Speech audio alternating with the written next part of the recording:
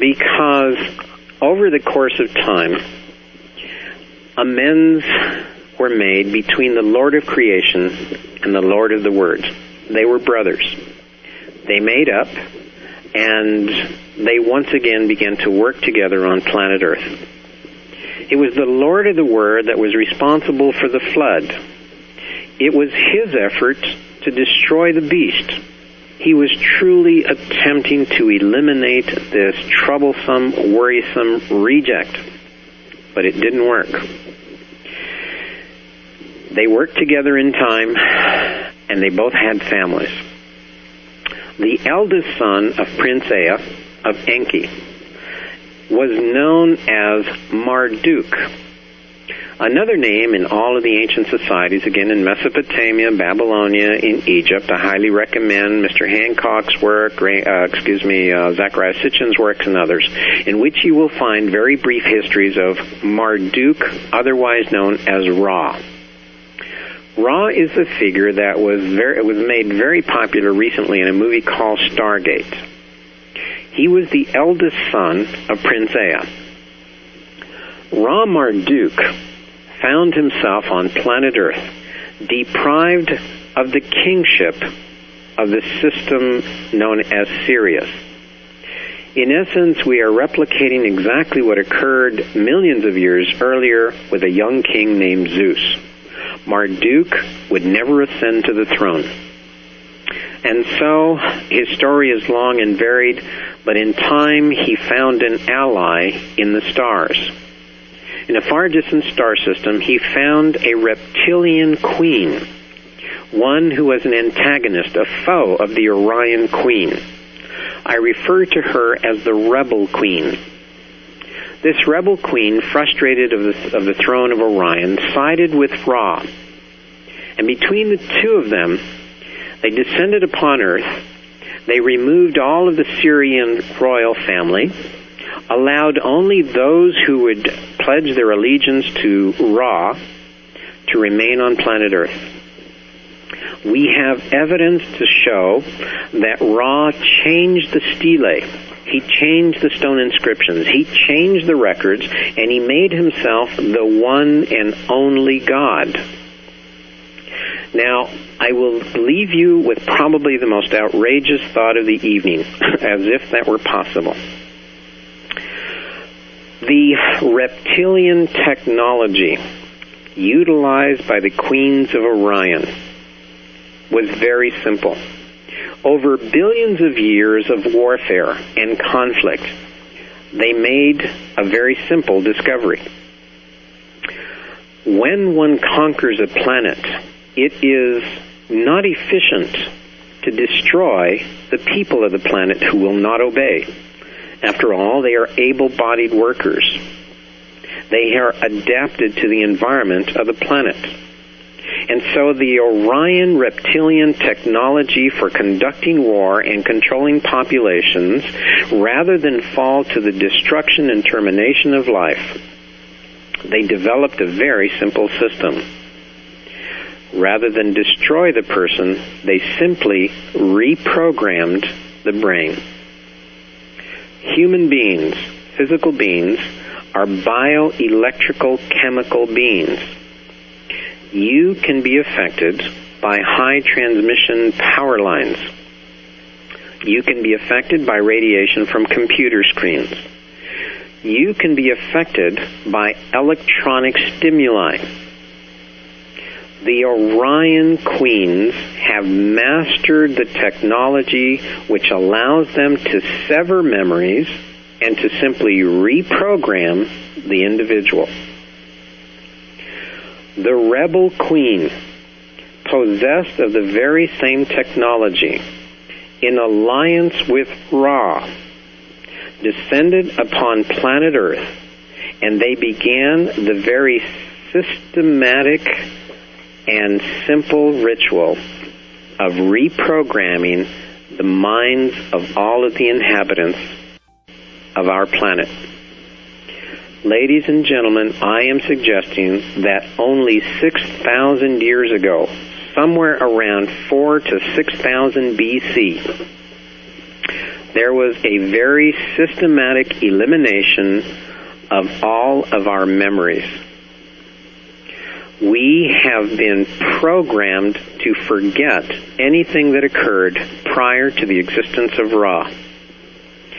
I know that may sound difficult, but allow me to produce one very simple fact which I suggest proves this thesis.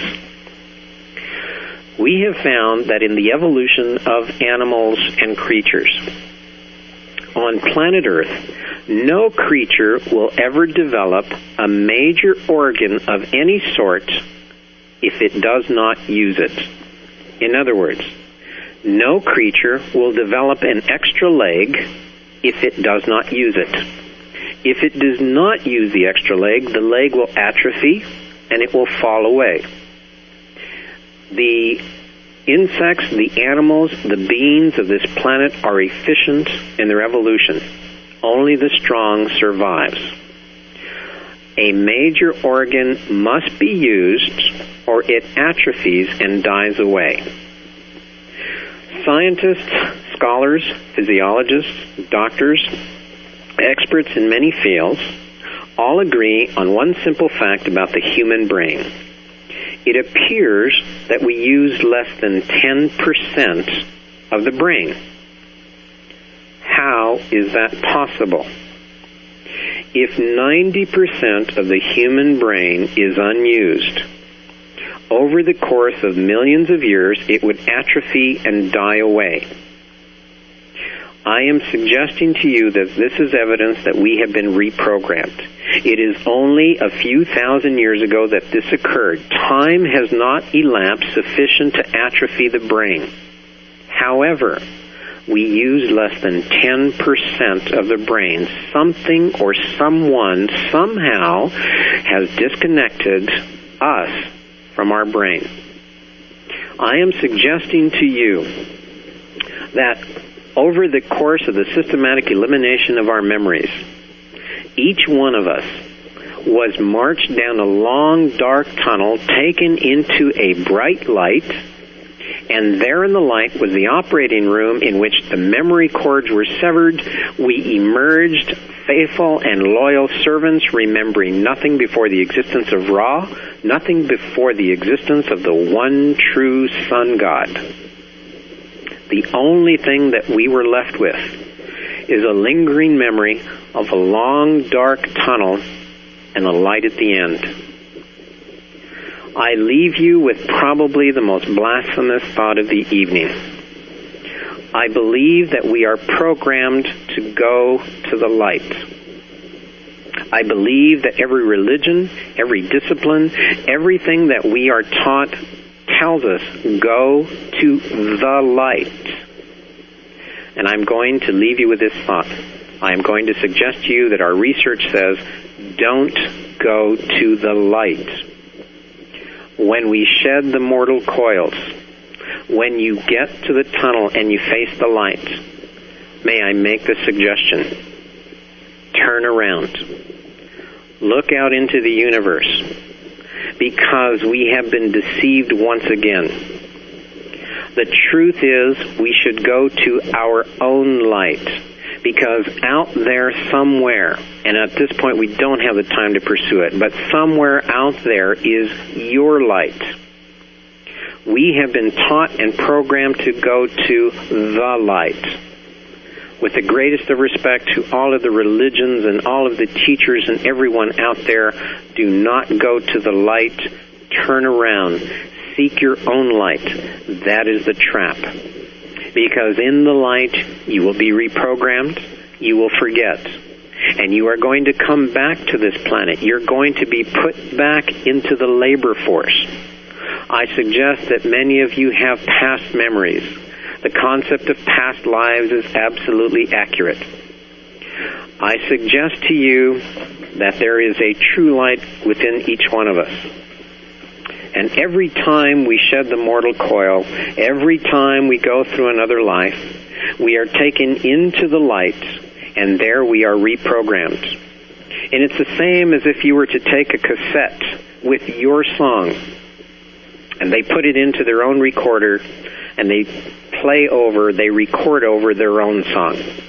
And every time you go to the light, another song is recorded over it until you have layers and layers and layers of their song.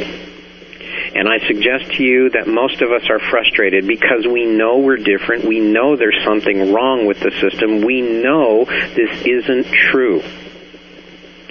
So with great respect, do not go to the light. Go to your light. And if, ladies and gentlemen, I am wrong, turn around and go into the light. For if there is a benevolent being out there, as is portrayed in the book, then he will not begrudge you one tiny little look back. The idea of Lot's wife who turned for one brief glimpse and was turned into a pillar of salt, I suggest that is supposed to scare you. A benevolent God will not will not punish you if you take one little glimpse back. I would like to think that I am wrong, but the research seems to lead us in a different direction. I'd like to, in the last couple of minutes, thank you, Mr. Remlin, the American Freedom Radio Network, to my family, my daughter, who this is all about, and to those of you who, as myself, have spent an entire life trying to figure out what's wrong with me.